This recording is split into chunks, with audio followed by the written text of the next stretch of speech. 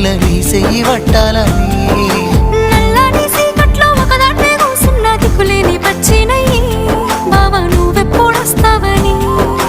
ఏళ్ళైపోతుంది పిల్ల ఎన్నెలొచ్చింది మన బతుకులా ఏలైపోతుంది పిల్ల ఏలు వట్టంగా వస్తున్నాగా ఇన్నాళ్ళ ఎడబాటు ఎడవాసిపోతుందిలే ఈ సీనయ్య గుంటున్నదే సినదారా నీ కోసము ఈ దూరాన్ని చెరుపుతూ తీరాల కగిరింది అందాల ఈ మానవు